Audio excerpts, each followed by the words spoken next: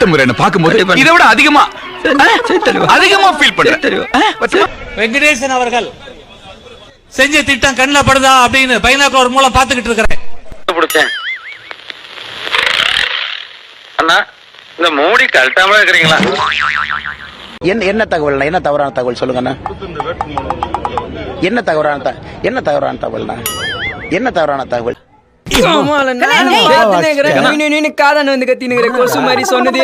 தவறான தகவல் சொத்து விவரங்கள் அதுல இருக்கு. என் மேல மாநில கட்சி திராவிட முன்னேற்ற கழகம் ஆட்சியில என் மேல் பதிவு செய்யப்பட்ட எஃப்ஐஆர் அதுல இருக்கு. உன்னையெல்லாம் நான் மனுஷனாவே மதிக்கிறதுலடா, மயில்கல் ரேஞ்சுக்கு தான் மதிக்கிறேன். தவறான தகவல் எது இருக்குண்ணா? நீங்க என்ன தவறான தகவல் சொல்லுங்க. உங்க வீட்டு வாடகை கொடுத்து பேசிருக்கீங்க, அதே மாதிரி வந்து உங்க நண்பர்கள் தான் ஹெல்ப் பண்றாங்க பேசிருக்கீங்க. ஆனா இப்ப சொத்து கணக்கு வந்து பல கோடி காட்டிருக்கீங்க.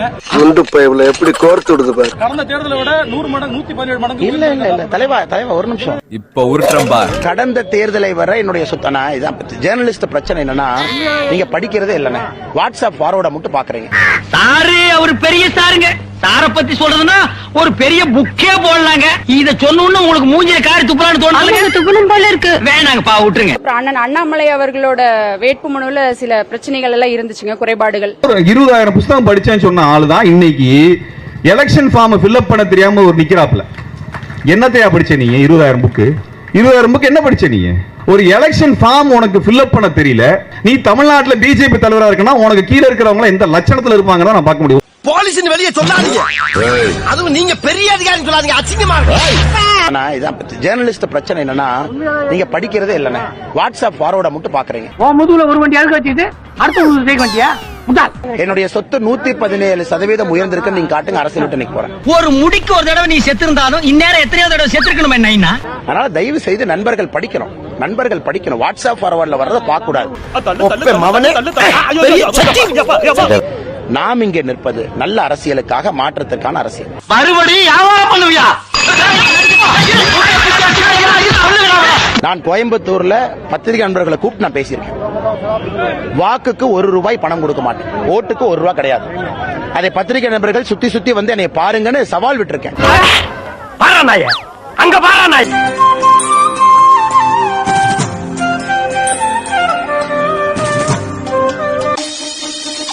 ஓட்டுக்கு 1 ரூபாய் அண்ணாமலை கொடுக்க மாட்டேன். நீங்க பாருங்க, அடுத்த 40 நாள் பாருங்க, ஓட்டுக்கு 1 ரூபாய் கிடையாது.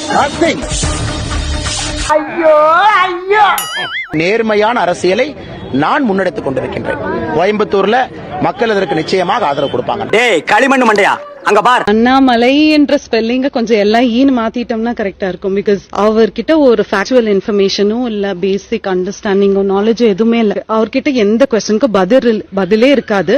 ஆனா அவர் பயங்கர சவுண்ட் தான். பீப்புளுக்கு எதுவும் பண்ற மாதிரி எனக்கு கண்டிப்பாவே தோணல. அதனால அண்ணாமலைக்கெல்லாம் எனக்கு மட்டும் இல்ல, நீங்க யார்கிட்ட கேட்டாலும் இதே பதில் தான் சொல்லுவாங்க. அவரு இங்க எல்லாம் ஜெயிக்கவே ஒரு சான்ஸே இல்ல, சுத்தமா இல்ல. வாஷ் அவுட் தான் அவர். காலங்காத்தால உனக்கு புறவழி வரைக்கும் சோத்த போட்டு வண்டியில ஏத்திட்டு வந்ததுக்கு உன்னால என்ன பண்ண முடியுமா அதை பண்ணிட்டான்.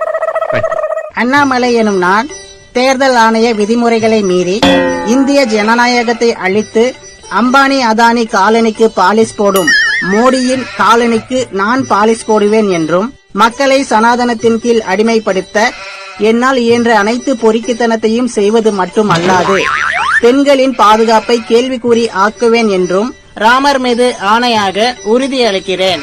நன்றி. இப்படிக்கு தகர பெட்டி ஆட்டுக்குட்டி அண்ணாமலை. இந்தாங்க சாமி, இந்தாங்கய்யா. நன்றி. அண்ணே தலைவா, நீங்க சாப்பிடுங்க, நான் என்னன்னு சொல்றேன்.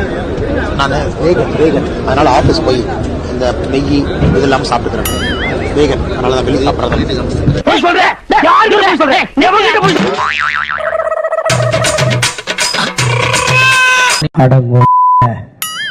ஏப்பா மோடி 15 லட்சம் தரேன்னு சொன்னியே, 1 ரூபா கொடுத்தியா? என்ன 1 ரூபாய் கொடுத்தியா?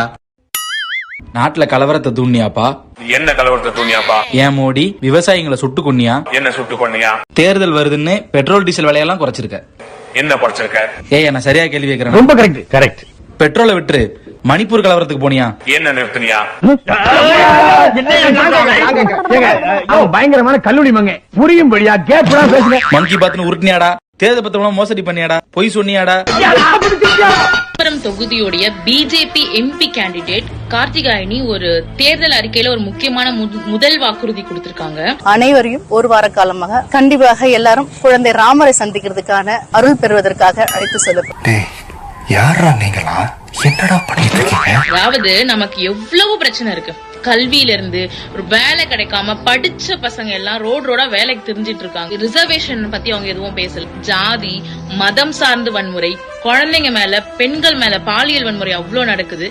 இவ்வளவு பிரச்சனை இருக்கக்கூடிய ஒரு நாட்டுல ஒரு குழந்தைகிட்ட போய் நான் உனக்கு சாக்லேட் வாங்கி தரேன் அப்படிங்கிற மாதிரி நீங்க எல்லாரும் என்ன ஜெயிக்க வச்சீங்கன்னா நான் உங்களை ராமர் கோவிலுக்கு ட்ரிப்பு கூட்டு போறேன் சொல்றாங்க. அப்படின்னா முதல்ல சிதம்பரம் தொகுதி மக்களை பத்தி அவங்க என்ன நினைச்சிட்டு இருக்காங்க? பிஜேபி எப்பயுமே மத அரசியல் பண்ணுவாங்க, திரும்பியும் கோயில வச்சுதான் அரசியல் பண்ணுவாங்க. அது நமக்கு நல்லா தெரிஞ்ச விஷயம் தான்.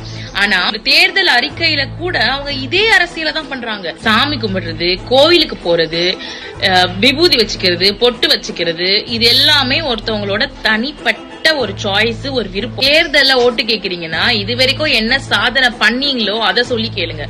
இல்ல இதுக்கப்புறம் இந்த சாதனைகள்லாம் உங்களுக்காக பண்ண போறோம் அப்படின்னா அதை சொல்லி கேளுங்க. ராமர் கோவிலுக்கு டூர் கூட்டிட்டு போறேன் அப்படிங்கறதெல்லாம் ஒரு வாக்குறுதியா, ஒரு சாதனையா? தமிழ்நாட்டு மக்கள் என்னைக்குமே சாதிய அரசியலுக்கும் மத அரசியலுக்கும் நம்ம விழுந்துடக்கூடாது. சாதியையும் மதத்தையும் முன் வச்சு ஓட்டு கேட்க வராங்கல்ல, கண்டிப்பா இந்த எலெக்ஷன்ல புரிஞ்சுக்கணும். அவர் வரும்போது என்னிடம் கேட்டார், அக்கா எவ்வளவு வித்தியாசத்துல வெற்றி பெறுவீர்கள் என்று கேட்டார். நான் சொன்னேன் முதலில் 1 லட்சம் என்று சொன்னேன். தம்பி இங்கே ஏறியவுடன் அது 2-3 லட்சமாக மாறியது என்பதையும் நான் தெரிவித்துக் கொண்டேன். கபடி கப்பால் அப்பா மோடி சொன்னாண்டா, நான் ஆட்சிக்கு வந்தா ஒவ்வொருத்தன் பேங்க்லயும் 5 லட்சம் போடுவேன்னா, நீ போட்டாலுக்கு ஒரிஜினலா போட்டல் தான் அந்த 5 லட்சம் வாய் கொடுத்துட்டு பேசுறா அண்ணாமலை. கேட்க மாட்டேனா சொல்லுங்க. 400 ரூபாய் வித்து சிலிண்டர் 1025 ரூபா விலை ஏற்றிட்டு பொம்பளைங்க தாரி அடுத்த கட்சி பிஜேபி கட்சி. நீங்க ஒரு கட்சியும் உத்தரப்பிரதேசத்துல ஹோலி பிஜுனாருங்கிற இடத்துல ஹோலி பண்டிகை எதுக்கு கொண்டாடுறது? மகிழ்ச்சியை பகிர்றதுக்கு, வண்ணங்களை பூசுறதுக்கு.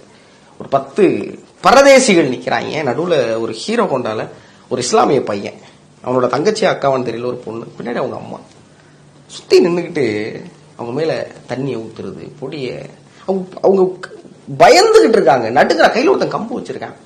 அந்த பையன் மூஞ்சில போய் பொடியை தடவுறான். அந்த நடுவில் இருக்க பொம்பளை பிள்ளை அது மனசை வச்சு பாருங்களேங்க. பின்னாடி இருக்க அம்மா என்ன பண்றது தெரியாம தவிக்கிறாங்க. கடைசியில் அந்த வாட்டர் இந்த பால்ஸ் இருக்குல்ல அதை விட்டு எரியிறாங்க. கடைசியில் அந்த நாய்கள் சொன்ன வார்த்தை என்ன தெரியுமா? ஜெய் ஸ்ரீராம். கட பாவிகளா, ராமர் உங்களை ஒரு காலம் மன்னிப்பாரடா. எதை வச்சு இவங்களை அடிக்கிறது? இவங்கெல்லாம் திருத்தவே முடியாதுங்கிறப்ப இவங்க எல்லாம் ஏன் உயிரோடு இருக்கணுங்கிற கேள்வி. உத்தரப்பிரதேசம் போலீஸ் சொல்லுது ஒரே ஒருத்தர் கைது பண்ணிருக்கு இந்த கூட்டத்தில். 3 பேர் மைனருங்கனால அந்த கேஸ்ல சேர்க்கலைங்கிறாங்களாம். இவங்க என்ன செய்யறதுனே புரியல. இவங்களுக்கு ஏன் அந்த மனநிலை வந்துச்சுன்னு தெரியல.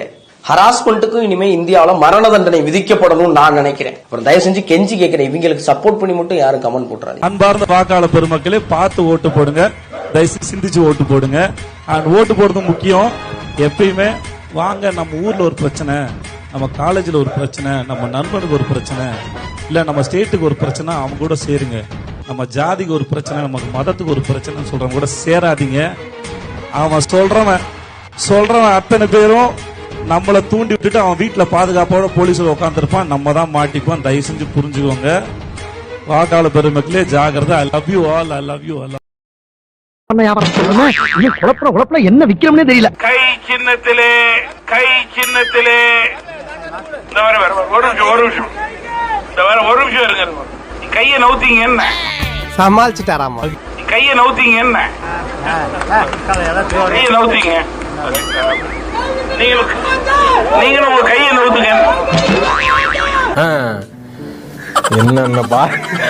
என்னென்ன சொல்றான்.